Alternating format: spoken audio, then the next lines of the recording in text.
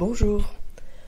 Aujourd'hui, je vous invite à rencontrer Delphine Haché. Delphine, c'est elle qui est derrière le compte Regard de Zèbre. C'est la photographe de naissance avec laquelle je travaille beaucoup à la maison de naissance et avec laquelle j'illustre beaucoup de vignettes de bulles de sage-femme. Si vous ne connaissez pas encore Regard de Zèbre, je vous invite franchement à aller voir son travail. Ici, elle va nous raconter un peu ce qui l'a amené à devenir photographe de naissance. Parce que je crois pas qu'à la base c'était son choix, que ça lui est tombé un peu dessus par hasard, mais que maintenant elle fait tellement des merveilles et que finalement elle milite aussi pour rendre visible la physiologie, la naissance, les moments qui sont tellement uniques. Je peux vous dire que personnellement j'ai fait 3 fois appel à quelqu'un pour faire des photos pour les naissances de mes enfants, sur mes 5 enfants, dont 2 fois avec Delphine. Et c'est des souvenirs qui sont inoubliables. Elle a l'art de rester ultra discrète. Elle a l'art de faire en sorte de se faire oublier. Et plus je la regarde, plus je regarde son travail, et plus je peux vous dire que c'est de mieux en mieux. C'est toute l'émotion qui transparaît dans ces photos sont de mieux en mieux. J'ai eu la chance qu'elle soit là justement pour la naissance de ma petite Catherine, dont je vous ai déjà parlé un petit peu dans l'épisode sur les AVAC. Et voilà, c'est une naissance qui, moi, m'a détruit, clairement. Ça a été très très compliqué pour moi. Et je dois avouer que d'avoir les photos du travail qui avait été fait à la maison, où tout était encore serein, où tout était encore dans le champ des possibles finalement, parce qu'on ne sait jamais vraiment comment une naissance va se passer. C'est quelque chose qui m'a beaucoup aidée. C'est avoir ces instants de quiétude, entre guillemets, parce que c'était pas vraiment la quiétude, mais en tout cas, pour moi, ça avait été un tel tsunami cette naissance, que d'avoir ces photos, c'était un vrai cadeau. Je vous laisse découvrir son interview, et je vous dis à tout à l'heure.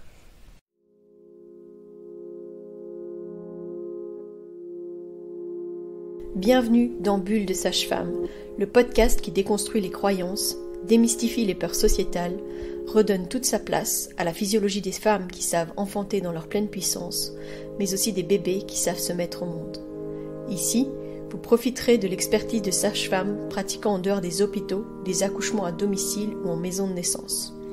Nous souhaitons que vous trouviez les outils, les informations pour que vous puissiez être les acteurs de la naissance de votre bébé, et ce quel que soit le lieu où vous avez décidé de l'accueillir. Mon nom est Mélissa Chambard, sage-femme, maman de 5 enfants. À chaque épisode, je vous partagerai mes astuces, mes bons plans, mon expertise, des anecdotes, mais aussi des témoignages de parents, de sages-femmes et des rencontres inspirantes autour de la périnatalité, dans la bienveillance, la force, la puissance.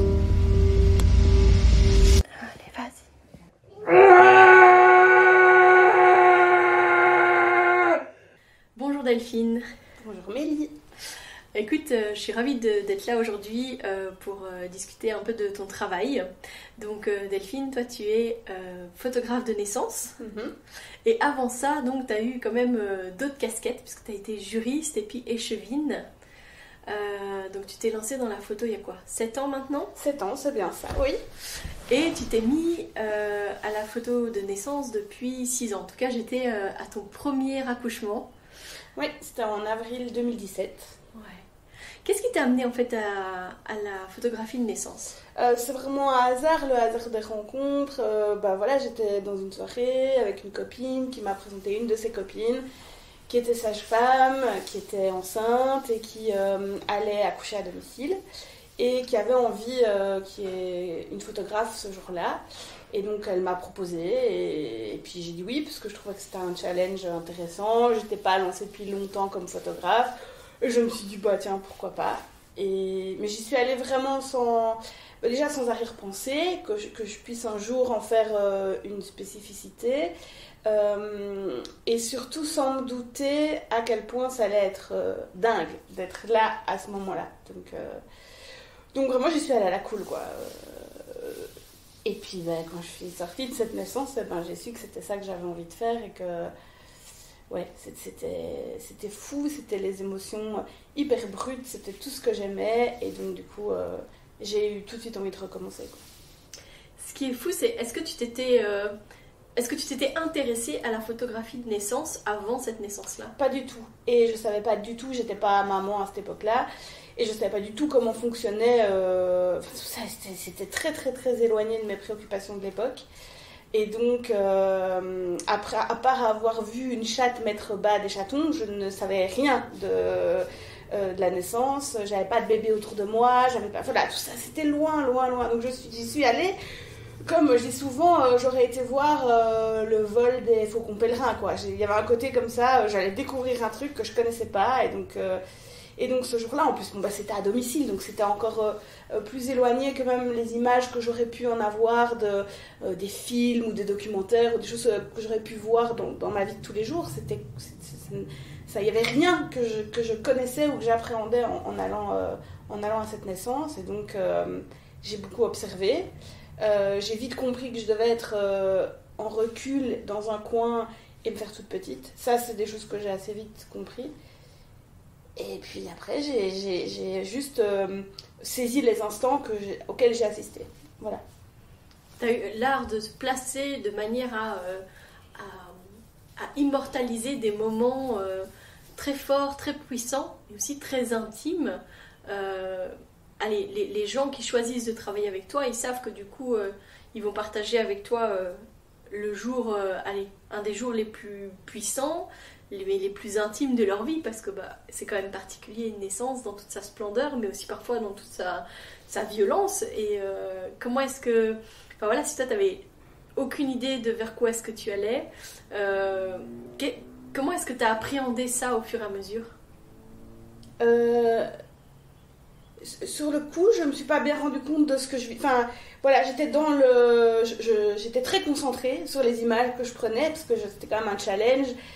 Donc je voulais rendre au plus près, un peu comme un reporter, quoi. J'étais concentrée sur les images que je prenais.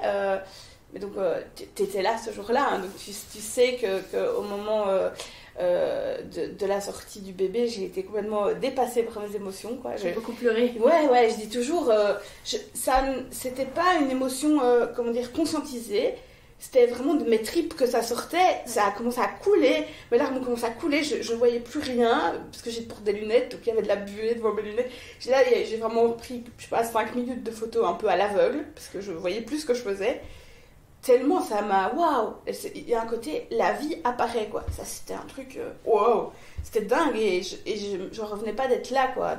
Et d'être le témoin privilégié de ça. Mais d'ailleurs, même aujourd'hui, après une 50aine de naissances photographiées, j'en reviens... Quand je me pose un peu, j'en reviens toujours pas qu'il y ait autant de gens qui me font la confiance de m'inviter à être là dans ce moment-là, quoi. Je trouve ça fou, quoi.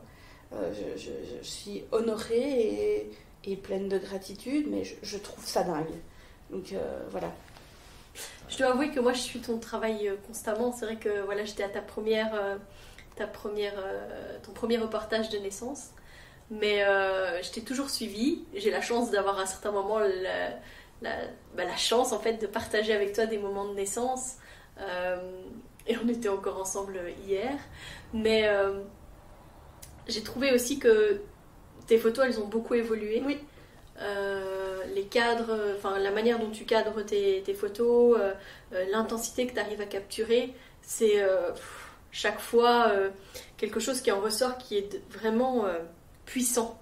Et je trouve que c'est quelque chose qui est difficile parfois à percevoir dans la naissance, parce que ça peut être très brut comme processus. Enfin, je veux dire, la naissance d'un bébé, c'est à la fois très beau, très puissant, mais il y a aussi des fluides, des cris, enfin voilà. Et toi, tu arrives à capturer l'intensité, l'amour, de manière ultra... sans filtre, en fait. Toi, t'es derrière ton appareil, mais c'est sans filtre, et c'est vrai. Merci. Mais en fait, je capture ce qui m'intéresse. Et donc ce qui m'intéresse, je dis souvent, je fais pas un reportage sur la physiologie de la naissance. Ouais. J'explique pas comment naît un bébé.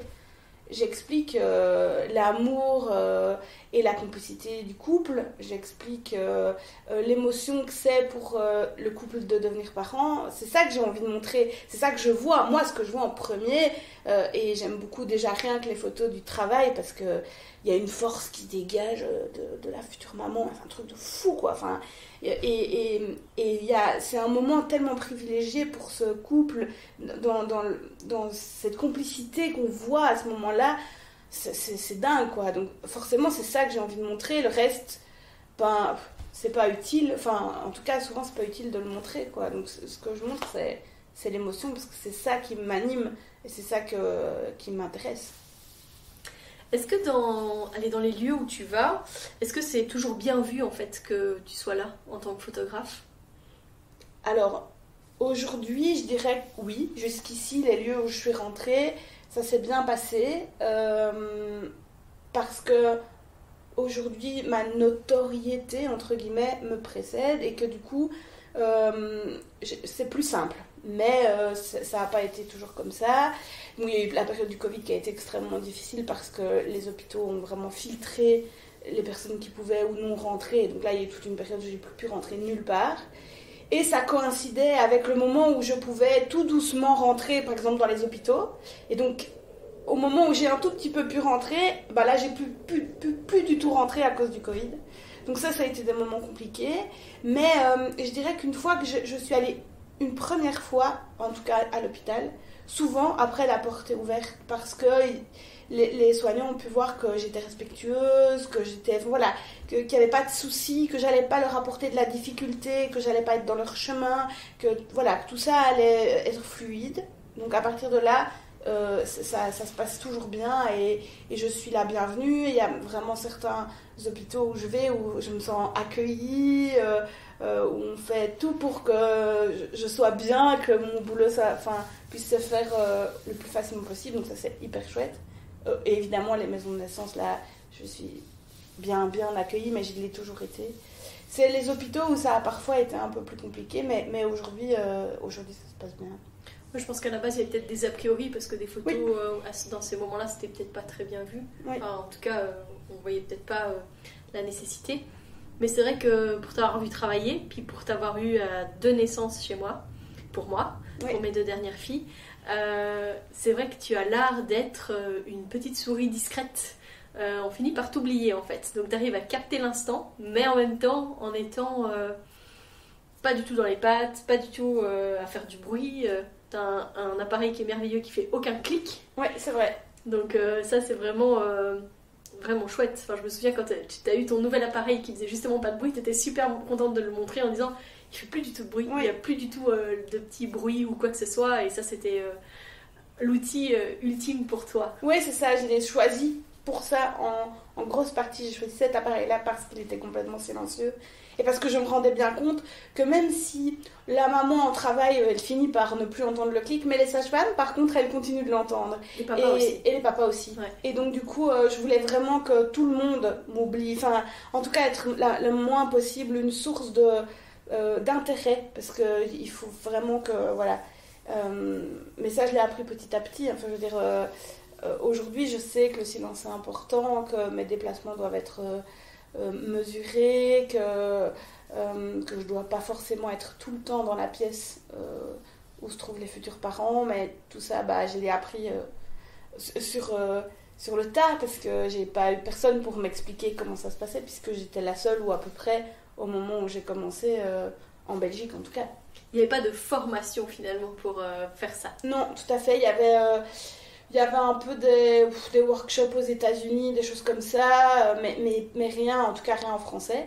Et il n'y a toujours rien en français en fait. Et donc ouais, c'était compliqué quoi. C'était compliqué d'avoir des infos sur comment on pouvait faire ça bien. Et donc j'ai inventé ma manière de le faire quelque part.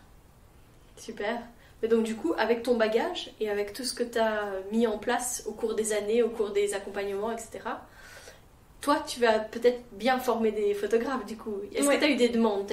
J'ai eu beaucoup de demandes, en fait. Je pense que c'est ça qui a motivé le fait que, du coup, j'ai eu envie de transmettre, de répondre aux questions. Je disais souvent, j'avais peur qu'il y ait des photographes qui se lancent sans savoir comment ça se passait, sans avoir eu de conseils au préalable et qui fassent des bêtises, notamment dans les hôpitaux, etc. Et du coup, que les hôpitaux se referment, mais finalement que je me retrouve à ne plus pouvoir y aller parce que d'autres ont fait les choses de manière pas chouette. Et donc je me suis dit, la meilleure façon que ce soit bien fait, c'est de former, en fait. Donc c'est comme ça qu'est venue l'idée. Donc cette formation, tu vas la lancer quand? Parce que je suis sûre qu'il y a plein de gens qui vont être intéressés. La première session aura lieu en février 2024. Parce que je voulais me laisser le temps de bien faire ça. Je me suis rendu compte que je voulais la lancer en septembre 2023 et je me suis dit que ça allait être trop court et que je veux vraiment peaufiner ça. Je veux que ça soit vraiment un petit bijou, quoi. Enfin, je veux que tous les aspects soient abordés et que les photographes qui viennent suivre cette formation, ils aient vraiment le paquet. Je dis elles parce que je pense que ça va être en majorité des femmes qui vont venir suivre cette formation, mais je veux qu'elles repartent avec tous les outils et qu'elles puissent vraiment faire ça aussi bien que moi, j'ai envie de dire, après, quoi. Et donc, parce qu'il y a plein de régions en Belgique notamment, où je sais pas moi, de toute façon pas aller parce que c'est trop loin, etc. Et donc je fais un appel, les Liégeois, les Bruxellois, voilà, c'est des endroits où je vais pas tourner non plus, parce que c'est trop loin de chez moi, parce que je peux pas aller à plus d'une heure de chez moi, c'est trop de risque de pas arriver à temps, etc. Enfin, c'est trop compliqué. Et donc voilà, il faut que j'ai beaucoup de demandes pour ces endroits-là. Et donc il y a vraiment, voilà, j'ai pas peur de la concurrence, j'ai pas peur de. Je pense qu'il y a de la place pour tout le monde et pour que voilà, et qu'en plus c'est un boulot exigeant et que donc je sais qu'au final on va pas être 50 000 à faire ce genre de photos parce que ça demande notamment de la disponibilité importante, mais tu sais, toi aussi. Oui, tout à fait. J'allais vouloir justement te demander un peu ça. Quel est le côté obscur, on va dire, de ce boulot-là? Oui, c'est ça, c'est la disponibilité d'office. C'est les gardes 24 heures sur 24. C'est voilà, si quand j'en parle aux sages-femmes, elles voient très bien ce que je veux dire. C'est pas prendre de week-end, c'est pas voilà, c'est tout le temps un peu sur le qui-vive quand même. Voilà. Parfois l'attente aussi. Parfois l'attente, oui, tout à fait, comme pour nous hier. Hein, ouais, c'est voilà, ça. Voilà. Hier, on était à une naissance ensemble, mais qui n'était finalement pas une naissance, mais un pré-travail. Voilà, et donc on est resté quand même quelques heures à attendre. Voilà, j'ai pris quand même quelques photos, etc. Mais effectivement, c'est beaucoup de patience. C'est drôle, parce que je suis dans la vie de tous les jours quelqu'un d'extrêmement impatient. Je suis pas du tout patiente. Et là, j'arrive à rester comme ça plusieurs heures dans une sorte de flottement, à faire des allers-retours voilà, dans la chambre ou dans l'endroit où la future maman se trouve, et à prendre le temps et à attendre que les choses se passent. Et des fois, je m'étonne moi-même en me disant, c'est vraiment dans ma vie toujours impossible que je fasse des choses comme ça. Et donc, comme quoi, on est enfin voilà. Je ris toujours parce que quand je suis quelques photographes nature sur les réseaux, ces gens qui sont dans des abris un peu, tu vois, qui attendent des renards, ouais, des trucs comme ça, et je me dis toujours ça doit être chiant, et en fait des fois je me dis mais je fais exactement la même chose. Bon, je suis à l'abri, je suis pas sous la pluie, etc. Ça fait de l'animation un peu avant, quoi. C'est vrai, oui, tout à fait, il se passe quand même des choses, mais il y a un côté attente que je n'imaginais jamais, voilà, me retrouver dans ce genre de situation et aimer ça, finalement. Tu as pu vraiment assister à beaucoup de naissances dans beaucoup de configurations et de lieux différents. Oui. Des naissances sans péridurale, avec péridurale. Oui. Est-ce que tu as déjà pu voir une césarienne? Pas encore. J'espère qu'un jour j'aurai l'opportunité. C'est plus compliqué. Je crois qu'il y a un peu de réticence du côté des anesthésistes, mais voilà, ça va se débloquer, j'imagine, un jour. Et donc voilà, au moment où les choses se mettront, j'espère bien pouvoir un jour photographier une césarienne. Ah, ça peut être super chouette. Je pense que les mamans, elles ont aussi besoin de beaux souvenirs, même quand la naissance a lieu différemment que celle qu'on a potentiellement imaginée. où le contexte amène aussi à ce que ça doit se faire par césarienne. Ouais. Oui, ça me plairait beaucoup de pouvoir immortaliser ce souvenir-là, même s'il est moins peut-être idyllique dans la tête des gens qu'un accouchement dans l'eau. Ouais, c'est ça. Avec le papa à côté, enfin toute la voilà l'image d'Épinal presque qu'on a aujourd'hui de la naissance, par exemple en maison de naissance. Voilà. Ouais, tout à fait. Et donc c'est une autre place encore à prendre dans les hôpitaux. Oui. Et c'est plus se faire la place en salle de naissance, mais en salle d'opération. Donc oui. ça, c'est encore d'autres gens à convaincre. Ouais, mais donc l'expérience m'a appris que ça servait à rien de vouloir forcer des portes. Que c'était l'expérience, que c'était faire ses preuves, quoi, sur la durée qui portait ses fruits. Et donc ça viendra quand ça viendra et quand l'occasion se présentera, je la saisirai, mais je vais pas forcer, ça sert à rien. J'ai bien compris que c'était pas comme ça qu'on obtenait la confiance des institutions et du cadre hospitalier, quoi. Ce sera aussi peut-être à la demande des femmes. Oui, c'est ça, et donc je pense que ce sera du coup plus simple quand ce sera à la demande des patientes de l'hôpital et que ce seront elles qui feront les démarches. Ouais. Parce que là, ça bougera mieux si c'est de leur propre initiative. Oui, tout à fait. Elles disent, moi, j'ai vraiment envie, j'ai quelqu'un qui fait des photos de naissance et qui pourrait être présent pour la césarienne si vous acceptez. Oui, tout à fait. Je pense que c'est dans ce sens-là que ça finira par bouger. Après, ça pourra aussi permettre de mieux communiquer sur les pratiques hospitalières et les césariennes. Je peux dire que ça peut être parfois une collaboration aussi pour communiquer. Oui, tout à fait, effectivement. Oui, je ne demande que ça, moi, de collaborer. Je viens pas fliquer l'hôpital, quoi. Enfin, parce que parfois, je sens peut-être une réticence à ce niveau-là de venir immortaliser des choses. Peur que je sais pas, une certaine réticence à ce que je prenne en photo des choses. Et donc du coup, c'est pas cette démarche-là que j'ai envie, c'est une démarche de partage, des images que je peux, Et à nouveau la vie paraît, quoi. Ouais, c'est ça. Dingue. Donc on l'a pas encore dit, enfin t'as dit que t'étais maman, mais on n'a pas encore parlé de ta petite Julia. Donc t'as une petite Julia qui a un petit peu plus qu'1 an maintenant. Ouais. Comment t'arrives justement à concilier le fait d'être disponible 24 heures sur 24, 7 jours sur 7 quand t'es de garde, avec ta vie de maman? Allez, parce que entrepreneuse c'est quelque chose, photographe de naissance, je crois que c'est un level quand même un petit peu up. Alors déjà il y a un super papa, hein, il faut le dire, je pense que sans lui c'est pas possible. Donc j'ai vraiment de la chance. Alors bon, il y a eu quelques ratés quand Julia était toute petite, hein. Ça a été d'ailleurs témoin de 2 ratés en fait, avec toi à chaque fois. Où je pense que j'ai repris trop tôt, après la naissance de Julia, j'étais fatiguée, physiquement c'était dur. Et donc voilà, donc ça m'a appris que c'est pas simple, c'est sûr. J'ai réalisé à ce moment-là que ça allait pas être simple. Évidemment, plus elle grandit, plus c'est facile parce qu'elle gagne en autonomie et plus elle peut rester sans moi plusieurs heures sans que ce soit un souci. Mais j'ai de la chance d'avoir mon mari, Denis, qui est là et qui prend le relais en pleine nuit. La petite blague, c'est la nuit, il y a toujours des hommes qui me téléphonent et je dis toujours j'arrive et mon mari est content, quoi. C'est assez drôle quand même comme situation, mais voilà, ce qu'il trouve ça, il adore, il est aussi excité que moi quand je pars pour une naissance. Il me dit avec toi je vais faire un café, enfin, il est hyper il sait que j'adore ce que je fais et donc que c'est chaque fois une aventure pour moi et donc il partage ça, c'est hyper chouette. Et il prend le relais avec Julia, je sais que je peux, je lui fais 100% confiance, c'est chouette, quoi, parce que je pars l'esprit tranquille en me disant que tout va bien et que quand elle était vraiment petite, il venait me rejoindre pour que je puisse l'allaiter, enfin, c'était, il se coupe en 4 pour que je puisse faire mon boulot pleinement et ça c'est hyper chouette. Sans lui, c'est pas possible en fait.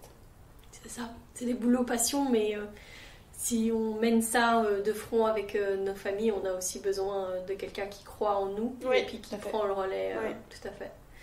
Oui, c'est vrai. Et ben, en tout cas, merci beaucoup. Je ne sais pas si tu as encore quelque chose que tu aimerais transmettre, peut-être, je ne sais pas, de ton expérience, de ton expertise ou de choses que tu as envie de communiquer, peut-être sur les moments où tu es aux naissances ou je ne sais pas. Ou est-ce que tu as l'impression qu'on a abordé tout ce que tu voulais qu'on aborde? Ouais, je crois qu'on a fait le tour. C'est difficile dans l'absolu. Est-ce que c'est est-ce que tu as beaucoup de demandes et que du coup, si jamais on est intéressé de faire un reportage photo de naissance avec toi, il faut s'y prendre tôt? Ça commence à bien se remplir, oui. Il faut quand même se décider, je dirais, aux alentours de 5-6 mois, pas trop tard. Aussi parce que j'aime bien prendre le temps de rencontrer, enfin qu'on ne soit pas au dernier moment, quoi. Qu'on ne soit pas à 30 semaines ou à 35 semaines quand les couples me contactent. Parce que je trouve qu'il faut pouvoir prendre le temps.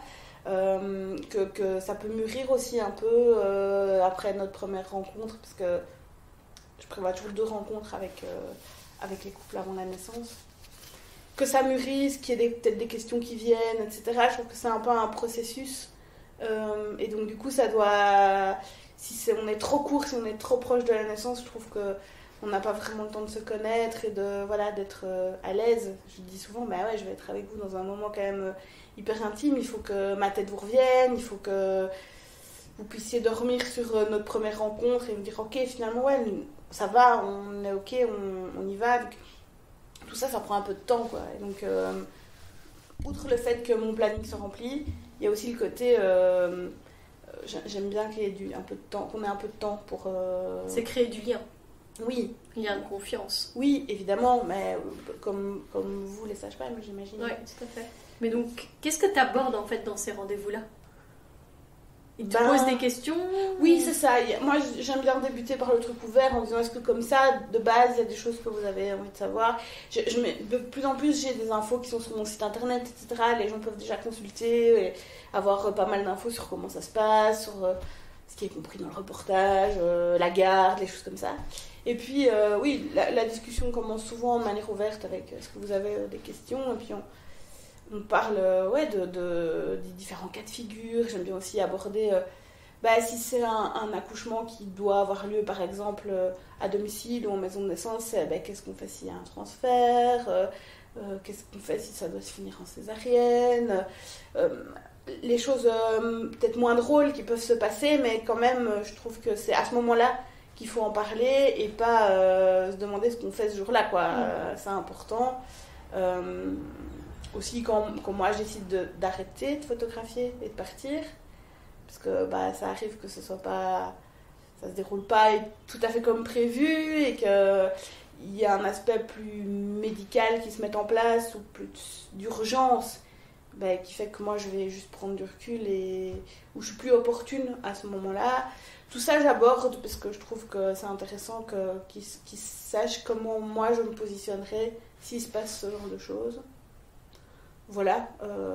Est-ce que tu as déjà eu une question rigolote? Ah, mais il y a l'affaire, mais on en a parlé justement hier, il y a l'affaire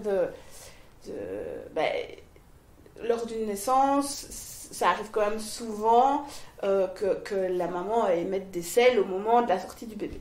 Et donc ça, j'imagine que c'est aussi quelque chose qui tracasse de votre côté les mamans, et donc parfois il y a une question autour de ça. Et parfois on me demande si je peux photoshopper éventuellement, si jamais sur les photos on voit des selles, est-ce que je peux les enlever, etc. Donc ouais, c'est assez drôle parce que moi du coup c'est tellement... ça me paraît tellement naturel, tout ça ne me dérange pas, quoi, ne me dérange plus, enfin non, même pas parce que ça m'a jamais dérangé, mais donc du coup ça me fait toujours rire un peu cette question-là. Donc voilà, il m'est arrivé de photoshopper des petites crottes, voilà, disons-le comme ça, ouais. Donc, ça c'est le truc le plus un peu drôle qui revient souvent sur le tapis. Ah bah super. Bah écoute, en tout cas, je te remercie vraiment beaucoup pour cette interview et ce temps qu'on a partagé ensemble. Merci à toi. Merci voilà, de ta confiance.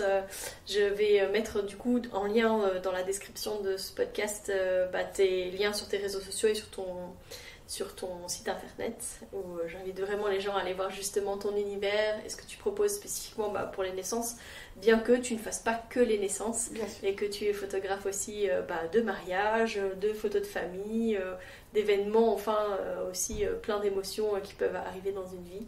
Donc voilà. Merci beaucoup. À très bientôt. À bientôt. Voilà, j'espère que ça vous a plu. Il y a quelques jours, elle a posté une photo sur les réseaux sociaux qui a fait beaucoup parler d'elle, dans le sens où il y a eu beaucoup de partages, beaucoup de nouvelles personnes qui sont allées aimer son compte, ses comptes Facebook et Instagram. Donc vraiment, allez jeter un coup d'œil, allez voir son travail. Là, elle a photographié une naissance où était la bulle justement.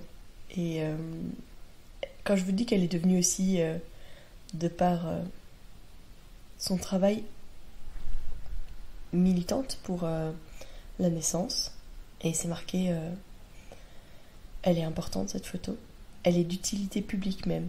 La maman qui est en train de mettre au monde son bébé et moi, on était toutes les deux d'accord, cette photo doit être vue. Pour le dire, presque comme un manifeste. On peut accoucher à domicile. On peut accoucher avec la présence de ses aînés, moyennant le fait de les avoir préparés avant. On peut être grosse et en bonne santé.